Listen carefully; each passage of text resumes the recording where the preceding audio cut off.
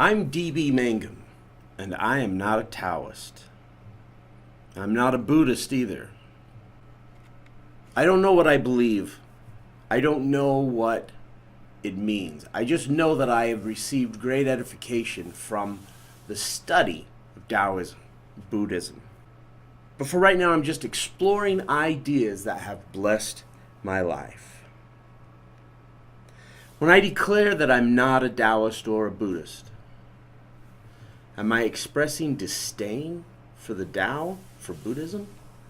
Absolutely not. It's quite the opposite. I believe both Taoism and Buddhism should be shared and understood by more of the world. But I'm in no way qualified or prepared to declare myself a Taoist. I don't know what it really means. A lot of my feelings are supported in the teachings of Taoism. I study the Tao Te Ching every day. Now here's the premise of my journey. I believe that I can experience Tao. At least I think I do. How can I know? Even if I had a mentor, a master, a teacher who could tell me when I was experiencing Tao, I would still have to decide for myself what was happening inside of me and what I was experiencing. And that's what I'm doing right now. And it hasn't been a long time since I decided to make this journey. I decided that I wanted to observe and sense and feel the world around me and see if I was aware of the Tao. I was driving in mid-January recently on my way to a speaking engagement, and I was considering all these things. And I was facing the barren landscape. Driving through southern Utah, you spend long stretches of time looking at what can be seen as quite a bleak landscape. Now, it may appear to be bleak because you have nothing else to do but drive, and you're driving from one place to another, and there are sections that last an hour, 2 hours more, where there's not much to see. And you just stare down the road, and it can be kind of mind-numbing. And as I was driving that way and thinking about that, I started to reflect and think, is the Tao here? And as I looked around, the thought occurred to me that a lot of what we see is seen because of our point of view and not because of what it really is. And as I was thinking about that, I was in a moment, in an instant, I was overwhelmed by the great beauty of the scenery around me. It suddenly sparkled. It suddenly seemed larger than life. And I looked around, and the mountains and the hills and the rolling hills were so beautiful. And it was so full of life. And I felt overwhelmed and blessed to be there in that moment. And I thought, this very well could be the Tao that I am experiencing right now.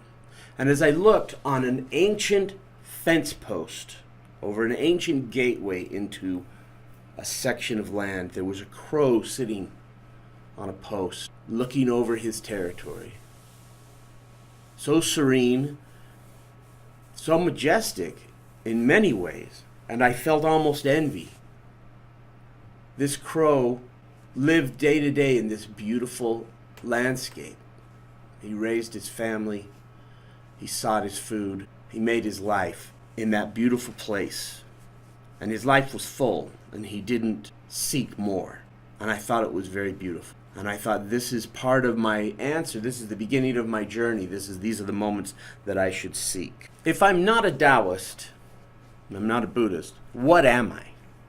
And I've been asking myself that question for decades. What am I?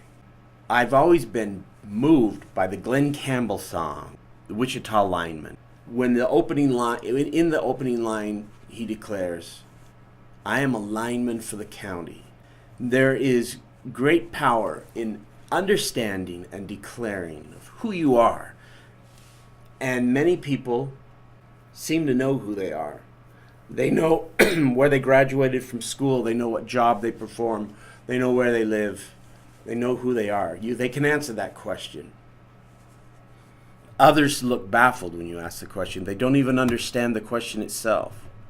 What do you mean, who am I? And I love that line in Wichita Lineman. I'm a lineman for the county. And the Wichita lineman is still on the line.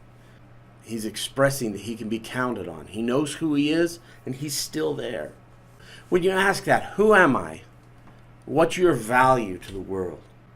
There's a temptation to feel pain at the thought that I have no value to the world.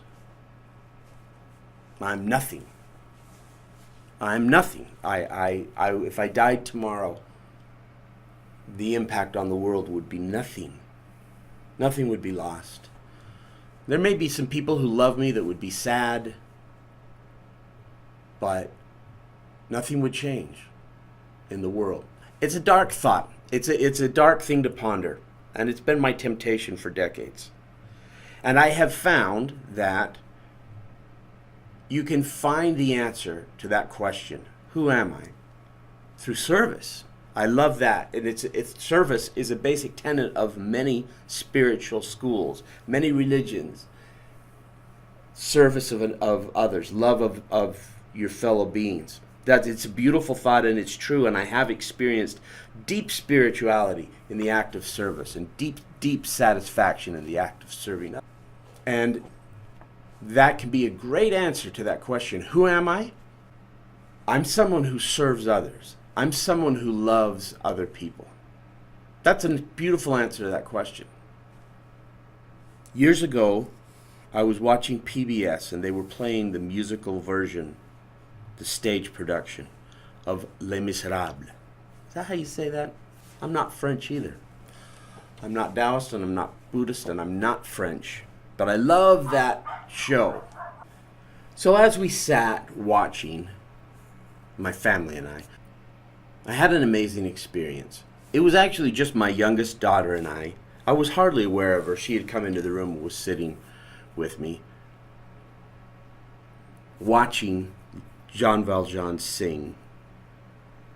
And they got to the part where Javert has announced that a man has been found, and they're sure that it's Jean Valjean. And he's going to be tried and punished for his crimes and for escaping. And Jean Valjean goes and sees him and sees that he does resemble the man quite a bit. They look alike. And this man has been thought to be Jean Valjean. And Jean Valjean considers how this may be the end of his problems. It may be the end of his running. This man could take the blame and be tried and punished, and it would be over. They wouldn't be looking for Jean Valjean anymore. Then he thinks as he's singing this song, and in the song, the title of the song is Who Am I? He keeps asking that question, who am I? Is it okay to do this to another person? Because Jean Valjean is a good man, and he's thinking about how that's a bad thing to do to somebody. To allow them to take the punishment and the blame for something you've done. Who am I? Am I the kind of person that could do that to another person? And as he sings the song and the momentum of the song increases, he's more and more overwhelmed with a conviction that he's not the kind of person who could abuse, hurt, and use another person in this way and allow them to take the blame for his own problems. He's not that kind of a person. He's not the kind of person who could knowingly cause another person to suffer. And even though Jean Valjean has decided, I am not the kind of person who could do something like this, he hasn't answered his question yet. Who am I? And at the climax of the song, he realizes the answer to the question. I'm Jean Valjean. You know, what a powerful answer. Moment of doubt.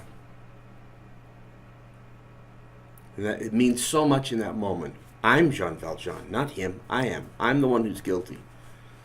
Right, wrong, painful, or not, I still am Jean Valjean. And I'll face whatever it is that is the consequence for being Jean Valjean. I'm Jean Valjean. I am who I am. I'm everything I am. I'm the name that my parents gave me. I'm the school that I attended. I'm the books that I've read. I'm the things that I've learned. I'm the people who I've loved. I'm Jean Valjean. Powerful moment. I am who I am, and I know who I am.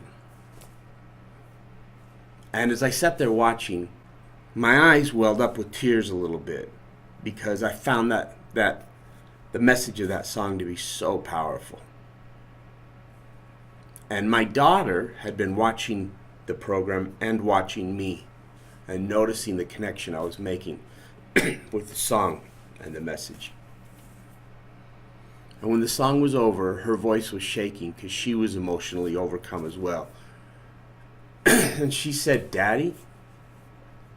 And I turned and looked at her, and she said, "You're Jean Valjean." And then the tears tumbled down her face. And it was the greatest compliment I had ever received, and I think about it all the time, and I treasure that moment when she said that to me.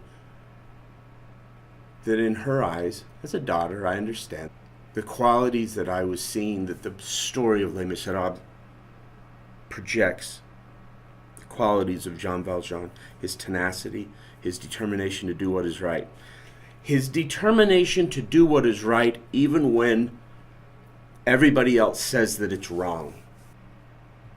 His understanding of what's right in his own heart and mind, despite consequences, despite what the law might say, despite what an authority figure might say, despite what a casual observer might say.